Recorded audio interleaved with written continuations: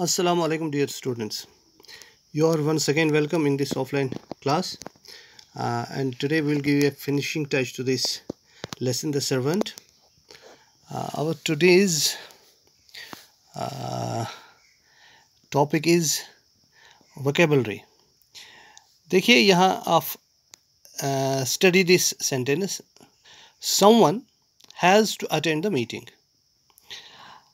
In the above sentence, the underlined word someone means somebody from the staff. यानी staff में से कोई, someone from the staff. Now study this sentence.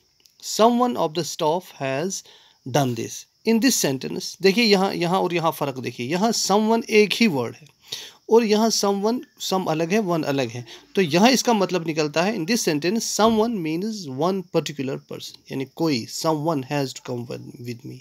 यानी आप इतने सारे लोग हैं, इनमें से किसी को मेरे, यानी one particular person. इसी तरह से नीचे कुछ वर्ड्स दिए गए हैं. ये सारे कंपाउंड वर्ड्स हैं. इनको हम एक करके लिख सकते हैं और अलग अलग भी लिख सकते हैं एज पर द नीड. जहाँ पे sentence in the context of the sentence क्या होगा वहाँ पे, तो उसी हिसाब से. अब देखिए एवरीवन, हमारा पहला वर्ड है एवरीवन. और ये जो है ये एवरीवन एक साथ लिखा गया है ना. तो इसको हम कैसे यूज़ करें ताकि हमें पता चले कि इसका एक्चुअल मीनिंग क्या है. देखिए यहाँ एवरीवन मीन्स हर कोई, एवरीबॉडी. तो यहाँ हम कह सकते हैं, इसको हम यूज़ कर सकते हैं यूँ. यू कैन, हम आम तौर कहते हैं कि हम हर एक को खुश नहीं रख सकते. You can not please everyone. Everyone means हर किसी को, यानी एक इंसान हर किसी को खुश नहीं रख सकते. तो यहाँ मीनिंग निकला हर कोई. तो दूसरा भी है एवरीवन. तो यहाँ हम कहेंगे कि यहाँ इस तरह से हम यूज़ कर सकते हैं. एवरीवन यानी हर कोई, आप में से हर कोई. कितने लोग हैं, कितने स्टूडेंट्स हैं, एवरीवन.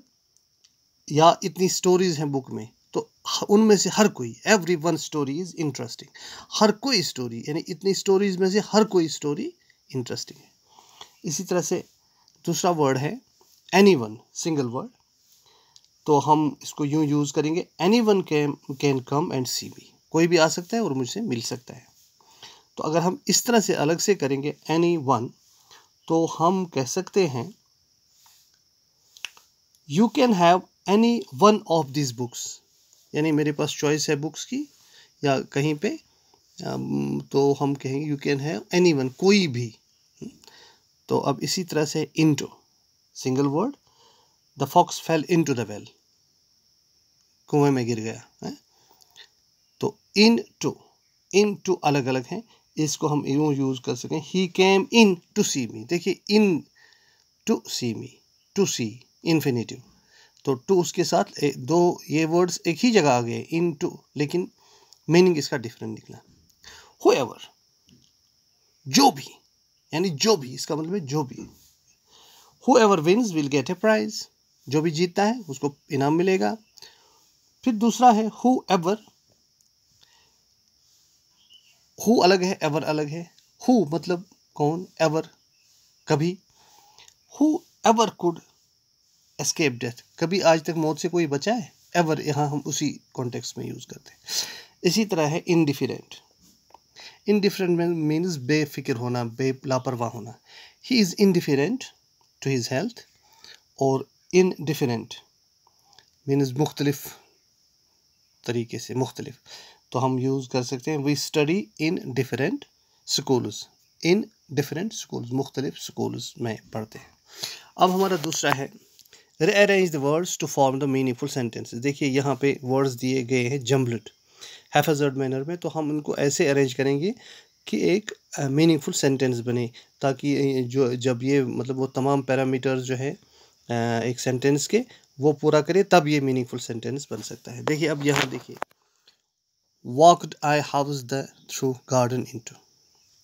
अब इसको हम प्रॉपरली ये करेंगे, तो हम इसको इस तरह से लिखेंगे, I walked into the house through the garden. इसी तरह से Matilda, a rich had friend name was whose Ma'am Forrester. तो इसको हम इस तरह लिखेंगे, Matilda had a rich friend whose name was Ma'am forester. Why Matilda unhappy was? Why was Matilda unhappy? और यहाँ अब देखिए यहाँ नोट ऑफ इंट्रोगेशन लिखा है, तो ये इंट्रोगेटिव सेंटेंस उसको बनाना ही है हमें. इसी तरह से Sulekha the was fourth of numberdar daughter Ramlal, तो इसको लिखेंगे Sulekha was the fourth daughter of numberdar Ramlal. Teacher took Boli special in her interest, तो इसको ऐसे लिखेंगे Boli's teacher took special interest in her.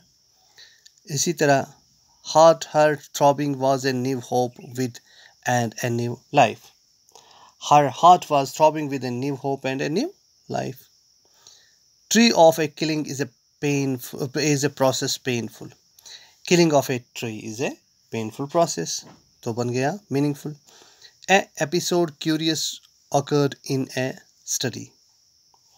A curious episode occurred in the study. ए नहीं है, दा होगा, क्योंकि यहाँ पर्टिकुलर है ना, एक ही कमरा है, द.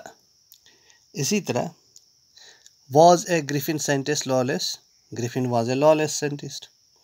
इसी तरह it took only it minute Griffin to off through bandages, whiskers, spectacles, and it took Griffin only a minute to throw off bandages, whiskers, and spectacles. And that's all for today. With this, we have finished this lesson. Thank you.